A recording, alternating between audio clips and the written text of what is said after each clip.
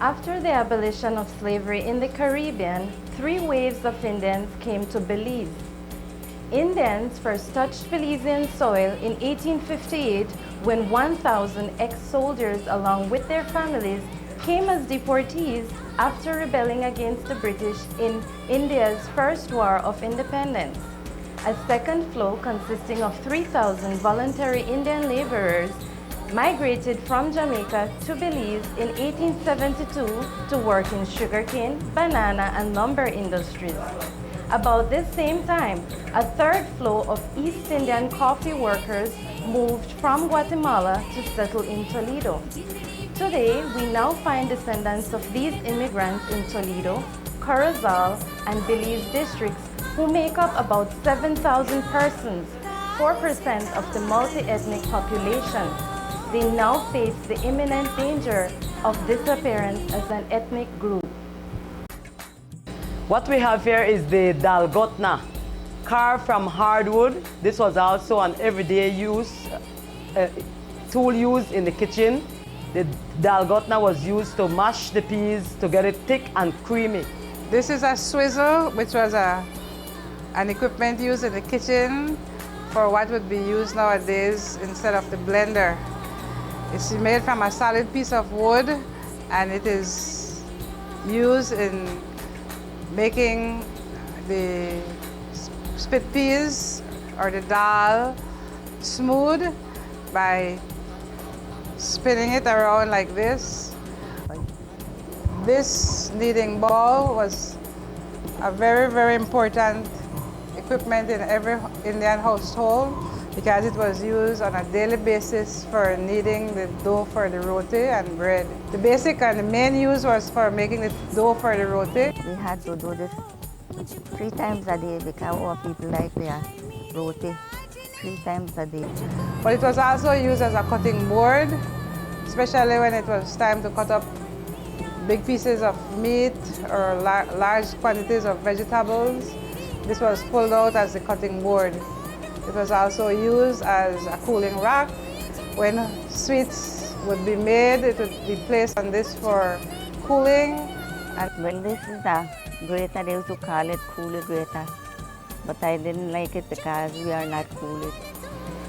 What we have here is the coolie grater, made from an old piece of cutlass or machete used for grating of coconut.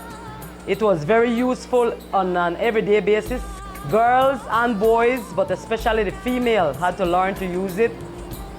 Mainly that the coconut milk and oil was used in our everyday cooking, while the oil was used to chonka with onion and garlic in our famous chokers such as karaili, tomato, baigan, and cornfish.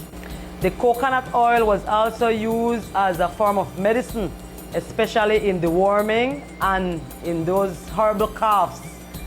The oil also was used as hair treatment and as a skin lotion, which gave a bright, shiny, smooth, silky skin.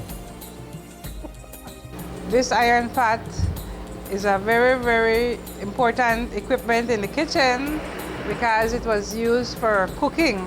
It will keep warm for a long time. This one here and this handle here, that where we rub the masala, which the herdi, the onion, the garlic, and piece of habanero pepper in it. And this was used for most of our cooking. And to preserve it, you use a little bit of vinegar, or our ancestors before didn't have any vinegar or refrigerator. It was placed in a coconut shell and put in the sun to dry. Previously also, the elders did not eat much meat. So in place of meat, they ate, and we also had a lot of greens, vegetables. Mansa used for junking logs. They used to file the logs with the axe, then cut it up in pieces with this saw. Two-person use this saw. We use a lot of wood for the wooden house, for furniture. No gasoline, no electricity. So it was environmentally friendly.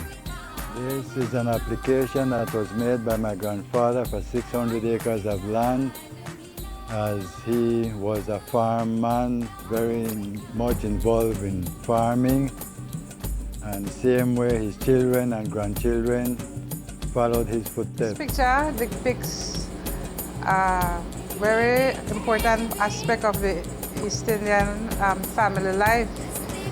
Each female was taught how to sew. Hail me and tell me, Mario, I'll give you this bangle.